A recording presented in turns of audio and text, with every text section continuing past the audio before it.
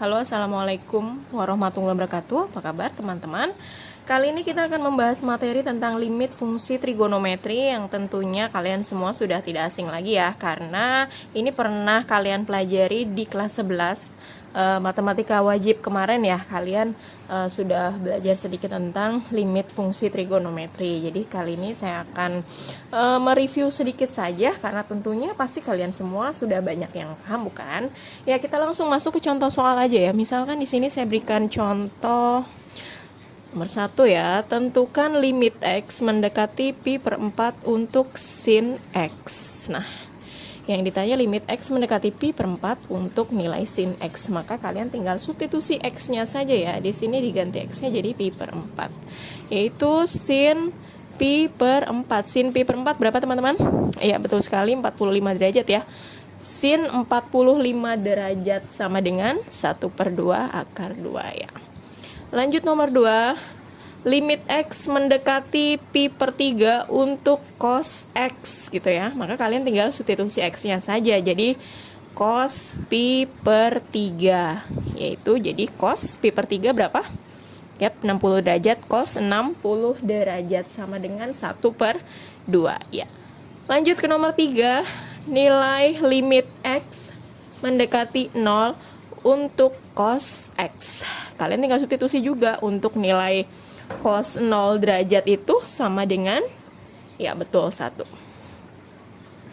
Lalu limit X mendekati 0 untuk sin X. Ya, X-nya juga diganti 0 ya.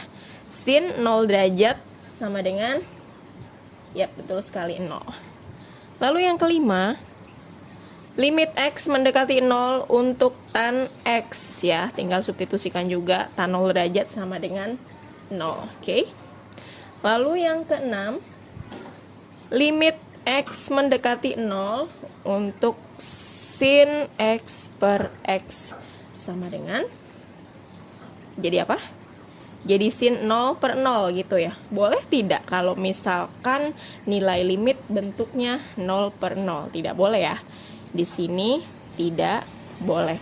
Maka harus digunakan cara lain supaya nilai limit X mendekati 0 untuk sin X per X itu mempunyai nilai.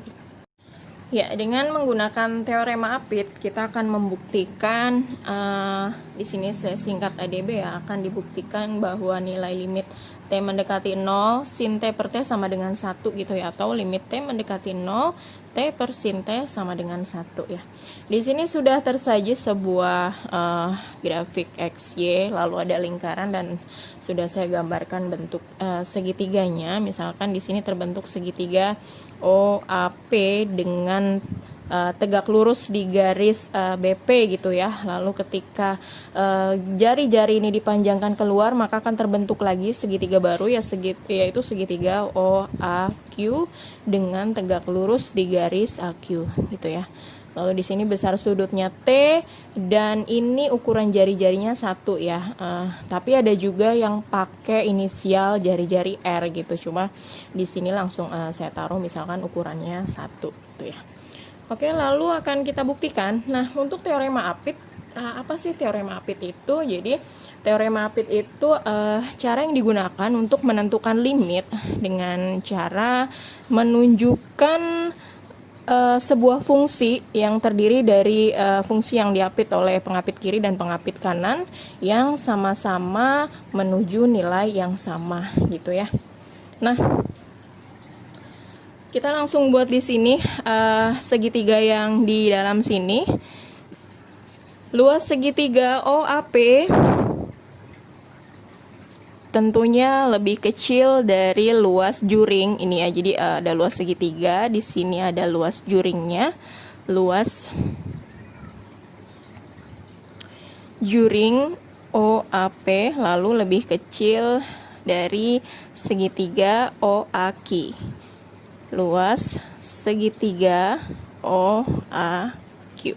Nah, di sini kita harus cari dulu berapa nilai luas masing-masing segitiga dan juring yang ada di sini ya. Kita cari luas segitiga OAP-nya dulu ya. Rumus luas segitiga tentunya kalian masih ingat kan? Alas kali tinggi bagi 2 gitu ya. Nah, di sini kita fokus ke segitiga OAP. OAP. Alasnya OA ya. Di sini alasnya OA atau AO juga boleh. OA dikali tingginya di sini tegak lurus di BP ya. Jadi tingginya BP per 2. Nah, ukuran OA-nya ini jari-jarinya kan. Jari-jarinya sama nih sama OP, yaitu 1 ya.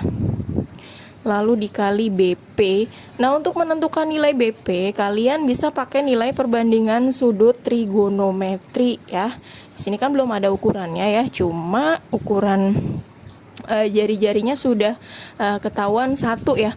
Misalkan kalau kalian fokus sama segitiga OBP gitu ya. Di sini sudutnya sudut T. Katakanlah di sini yang sudah diketahui sisi depannya, yang akan ditanya sisi depannya, lalu yang diketahui sisi miringnya gitu. Kalau ada kata-kata depan sama miring, tentunya kalian inget dong dengan sin ya kan. Di sini sudutnya T. Jadi sin T. Sin T rumusnya depan per miring kan, depannya BP, garis BP. Lalu miringnya OP, ukuran OP-nya sudah dapat kan, jadi 1. Nah, jadi BP per 1 sama dengan BP kan, jadi nilai BP sama dengan sin T per 2. Tinggal kalikan, 1 dikali sin T sama dengan sin T per 2. Sin T ya, bukan sinta. Oke, lalu kita cari luas juring OAP. OAP. Nah, apa rumusnya teman-teman masih ingat untuk luas juring? Jadi kalau yang nggak tahu juring apa, juring itu kayak misalkan kalian beli pizza gitu ya, bentuknya lingkaran kan. Nah, sudah ada dalam bentuk potong-potongan gitu ya, jadi potongan-potongannya ini ya juring gitu ya, jadi bentuknya juring. Rumusnya sudut per 300, sudut yang diketahui per 360 derajat, atau biar simple kita pakainya 2pi aja ya. 2pi, misalkan nih sudutnya sudut theta per 2pi dikalikan dengan luas lingkaran. Lingkarannya ini ya, saya buat ini aja, luas lingkaran. Oke, sudut yang diketahuinya sudutnya T kan, T per 2pi. Luas lingkaran itu rumusnya pi r kuadrat kan ya, pi r kuadrat. Nah, R-nya kan 1 ya, jadi 1 kuadrat. Dah. Lalu kita langsung hitung aja. Pi-nya habis, lalu 1 kuadrat 1 ya.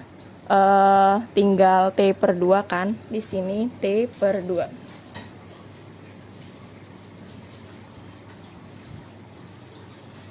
Yang ketiga kita cari luas segitiga OAQ.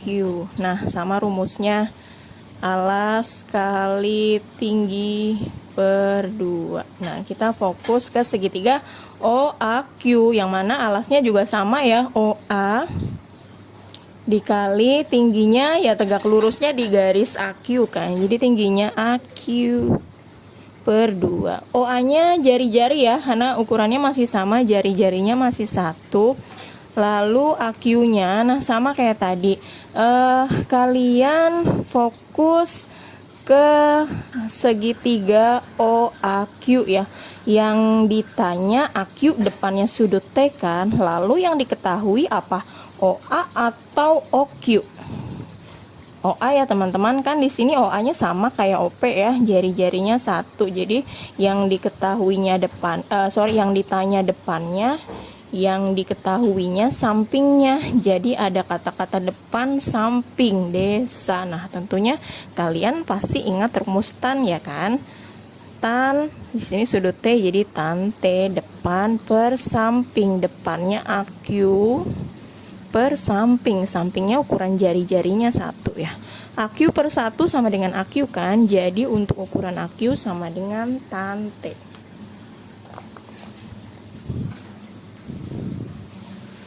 Per 2, ini sama dengan 1 kali tan T ya, tan T per 2. Lalu bisa kita tulis lagi karena sudah dapat nilainya semua, kita balikin ke sini. Tadi luas segitiga OAP yaitu sin T per 2 lebih kecil sama dengan luas juring OAP, luas juringnya T/2, lalu lebih kecil dari luas segitiga OAQ, luasnya tan T/2. Nah, ini semuanya punya penyebut 2, kita bisa hilangkan 2-nya aja dengan mengalihkan dengan 1/2 ya.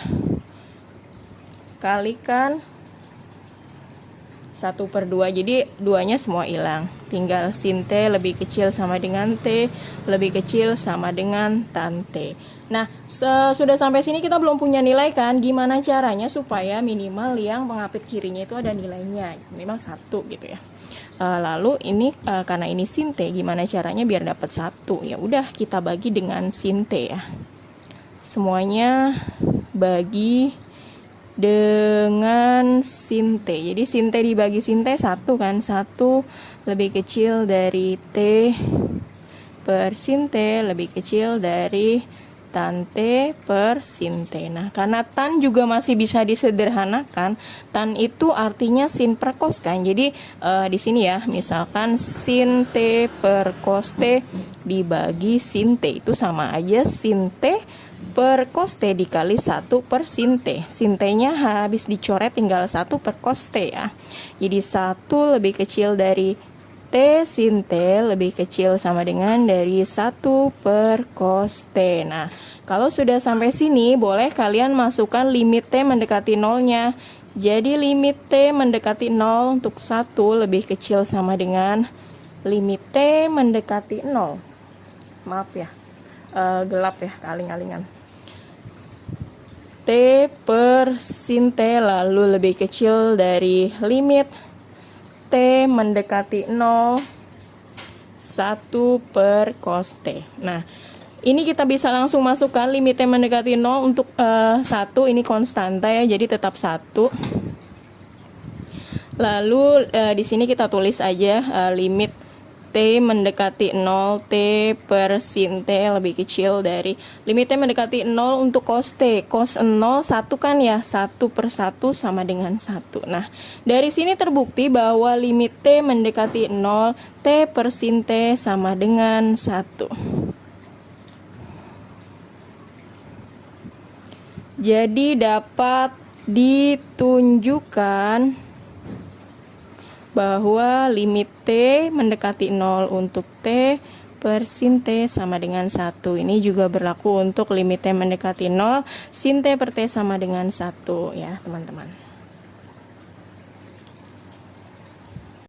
Ya, kita lanjut ke rumus-rumus limit fungsi trigonometris. Setelah sebelumnya kita mencari atau membuktikan bahwa limit T mendekati 0 untuk T per sin T sama dengan 1 gitu ya. Maka ada beberapa rumus yang tersaji. Tentunya kalian sudah pada tahu dong ya pastinya di sini limit, kalau tadi T saya ganti X itu aja ya biar umum ya. Limit X mendekati 0 sin AX per BX itu sama aja dengan limit X mendekati 0 AX per sin BX. Itu nilainya A per B. Lalu selanjutnya, limit X mendekati 0 tan AX per BX itu sama aja nilainya dengan limit X mendekati 0 AX per tan BX, sama-sama bernilai A per B. Lalu lagi, limit X mendekati 0 sin AX per tan BX dengan limit X mendekati 0 tan AX per sin BX, yaitu nilainya A per B ya. Lalu limit X mendekati 0 sin AX per sin BX itu nilainya sama aja dengan limit X mendekati 0 tan AX per tan BX sama dengan A per B. Jadi untuk sin sama tan ini kalian tinggal lihat bentuk koefisien nya saja ya. Di sini kan koefisiennya semuanya A per B, jadi A per B gitu ya. Oke, kita langsung ke contoh soal nomor 1 gitu ya. Misalkan tentukan limit X mendekati 0 sin 2X per 3X ya. Sudah, kalau sudah seperti ini kalian tinggal lihat koefisien X-nya aja ya. Koefisiennya 2 per 3, jadi limit X mendekati 0 sin 2X per 3X, jawabannya adalah 2 per 3 ya. Contoh lagi, limit X mendekati 0 tan 4X per 1 per 2X ya. Sudah, di sini tan 4X per 1 per 2X kalian juga tinggal lihat koefisien aja, jadi 4 per 1 per 2, 4 per 1 per 2 sama aja 4 dibagi 1 per 2 ya, atau sama aja 4 dikali 2 sama dengan 8 gitu ya. Lalu contoh selanjutnya nomor 3, misalkan limit X mendekati 0 sin 5X per tan 3X, ini juga sama, sin per tan, kalian tinggal lihat koefisien X-nya. Berapa koefisien X-nya? Ya betul, 5 per 3 ya. Jadi mudah bukan teman-teman? Saya yakin kalian juga akan cepat paham untuk materi yang ini ya.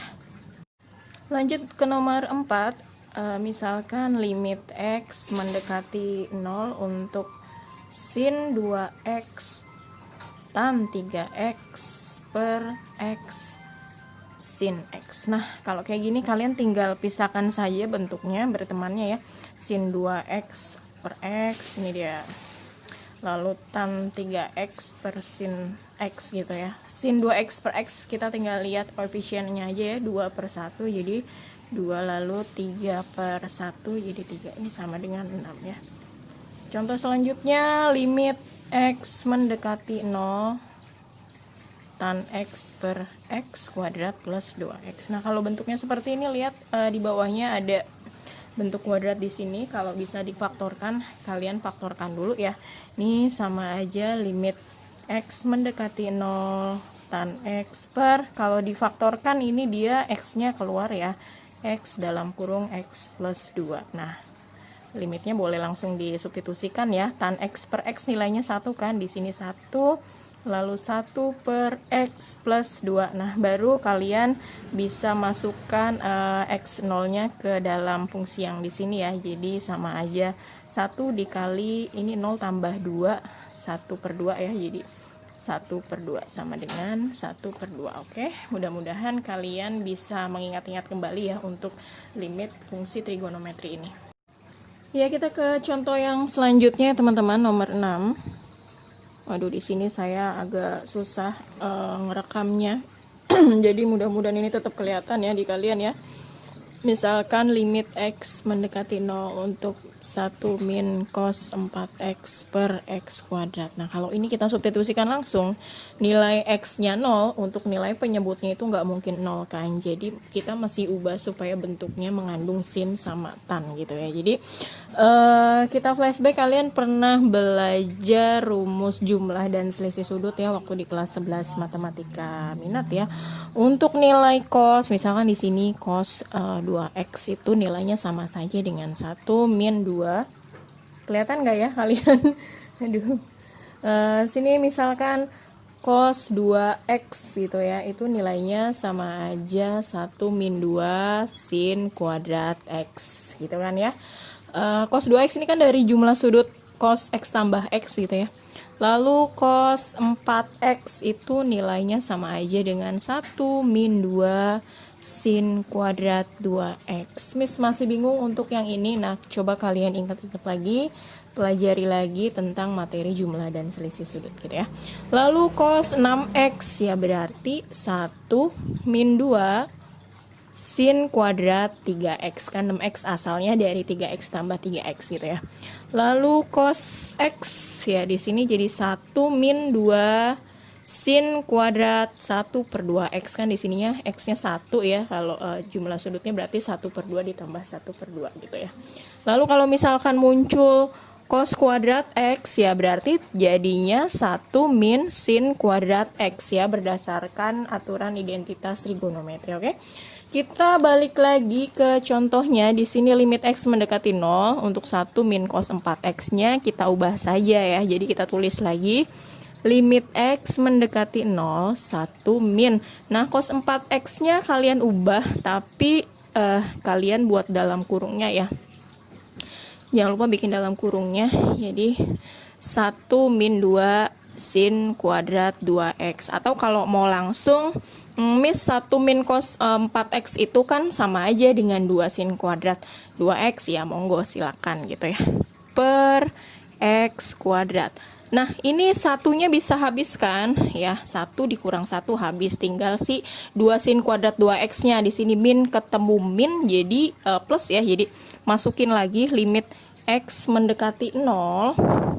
Jadi min ketemu min plus 2 sin kuadrat 2X per X kuadrat. Nah, kalau sudah begini kalian tinggal kelompokkan saja, atau kalau mau langsung ini udah bisa langsung kejawab komis, terserah ya. Tapi kalau misalkan masih ada yang bingung ya tinggal dikelompokkan aja. Ini jadi 2. Ini sin kuadrat 2X kan sama aja sin 2X dikalikan dengan sin 2X ya.